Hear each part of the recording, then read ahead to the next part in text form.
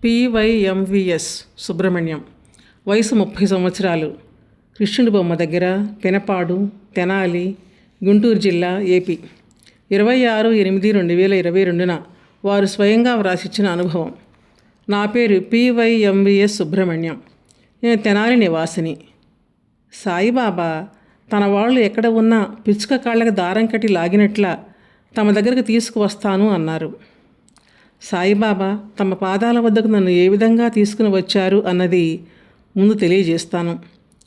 నేను 1998-99 సంవత్సరం నుండి బాబా మందిరానికి వెళ్ళడం జరిగింది. మేము అప్పుడు రైల్వే స్టేషన్కి దగ్గరలో ఉండేవాళ్ళం. అప్పుడు మా ఇంటి ప్రక్కన వాళ్ళు పిల్లలు ప్రతి గురువారం దత్త సాయిబాబా మందిరానికి వెళ్ళేవాళ్ళు. నేను కూడా వాళ్లతో వెళ్ళడం జరిగింది. గురువారం రాత్రిపూట పల్లకీ ఉత్సవంలో పాల్గొనేవాళ్ళం. 1998 సంవత్సరం మా తాతయ్య వాళ్ళు షిరిడీ వెళ్ళారు. వచ్చేటప్పుడు సాయి సచ్చరిత్ర తీసుకుని వచ్చి మా అమ్మగారికి ఇచ్చారు. అప్పుడు నేను 5వ క్లాస్ చదువుతున్నాను. మా ఇంట్లో ప్రతిరోజు ఉదయం మా అమ్మగారు సాయి సచ్చరిత్ర చదవడం మొదలుపెట్టారు. ఎందుకో నాకు కూడా పుస్తకం చదవాలి అనే కోరిక బలంగా ఏర్పడింది. నేను కూడా ప్రతిరోజు స్కూల్కి వెళ్ళి వచ్చాక స్నానం చేసి చదవడం మొదలుపెట్టాను.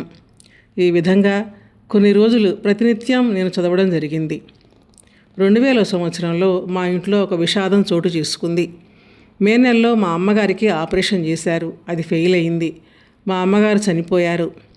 నన్ను, మా చెల్లిని రేవేంద్రపాడు మా తాతయ్య వాళ్ళు తీసుకుని వెళ్ళి అక్కడ చదివించారు.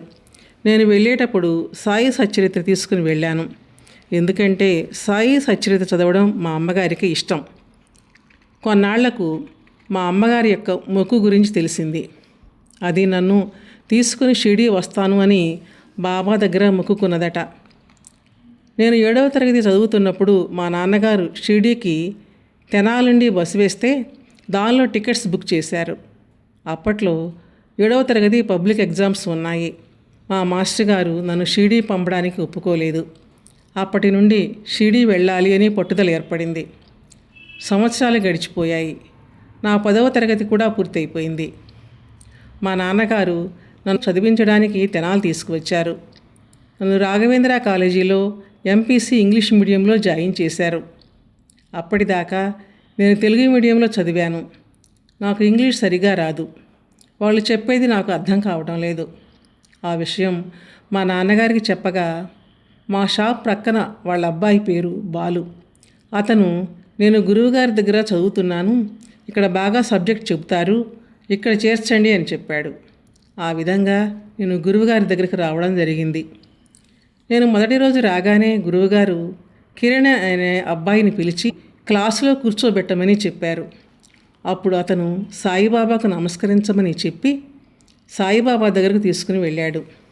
అప్పుడు నేను ఆశ్చర్యానికి లోనయ్యాను. ఎందుకంటే నేను 8వ తరగతి దాకా షిరిడీ వెళ్ళాలి అని ఎంతో మదనపడ్డాను. తరువాత దాని గురించి మర్చిపోవడం జరిగింది. ఇప్పుడు బాబాను చూడగానే షిరిడీకి వెళ్ళాలి అని స్ఫురణకు వచ్చింది. ఆ విధంగా బాబా నన్ను తన దగ్గరికి రప్పించుకున్నారు. నేను 2006వ సంవత్సరం జనవరి 1వ తారీఖు షిరిడీ వెళ్ళడం జరిగింది. కాలేజీలో స్టూడెంట్స్ అందరూ వెళుతూ ఉంటే వాళ్ళతో కలిసి వెళ్ళడం జరిగింది. ఈ విధంగా బాబా నన్ను తన దగ్గరికి రప్పించుకున్నారు. 2006వ సంవత్సరం నుండి షిరిడీ వెళ్ళి వచ్చిన తరువాత సత్సంగానికి రావడం జరిగింది. ప్రతిరోజు బాబా మందిరంలో ఆరతి ఇవ్వడం. సాయి సన్నిధి ప్రాంగణంలో ముందు చిన్న బాబా మందిరం ఉండేది. ప్రతి గురు శుక్రవారాలు అక్కడ జరిగే అభిషేకాలకి హాజరవ్వటం జరిగింది. ఈ సంవత్సరంలోనే సాయి సన్నిధి ప్రాంగణంలో బాబా పాదాల చెంత నిద్రించే భాగ్యం కలిగింది. అప్పుడు టీచర్ గారు తమ పిల్లలతో పాటు సమానంగా మమ్మల్ని అందరినీ చూసుకునేవారు. మా అమ్మగారు చిన్నతనంలోనే చనిపోవడం వలన తల్లి యొక్క ప్రేమ పూర్తిగా అనుభవించలేకపోయాను. అది మళ్ళీ బాబా టీచర్ గారి ద్వారా తల్లి ప్రేమ అనుభవించే విధంగా చేశారు. మా అమ్మగారు చనిపోయినప్పటి నుండి 2000 సంవత్సరం సత్సంగానికి రాకముందు నా మనసులో ఏదో కోల్పోయాను అనే బాధ ఉండేది. 2006 సంవత్సరం షిరిడీ వెళ్ళి వచ్చినప్పటి నుండి నా మనసులో ఎటువంటి బాధ లేకపోవడం నేను స్పష్టంగా గమనించాను.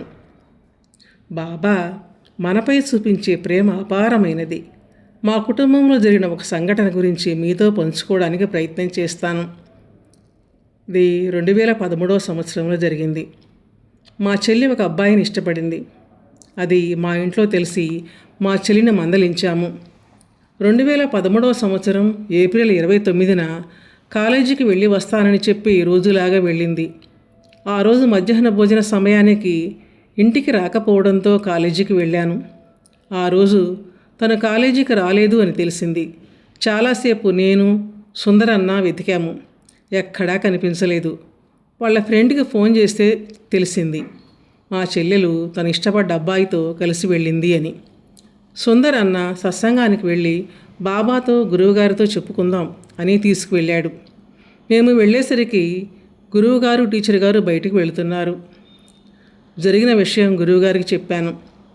గురువుగారు, ఏం భయపడకు, మీ చెల్లి తిరిగి వస్తుంది, అంతా మంచి జరుగుతుంది అని ధైర్యం చెప్పి వెళ్ళారు.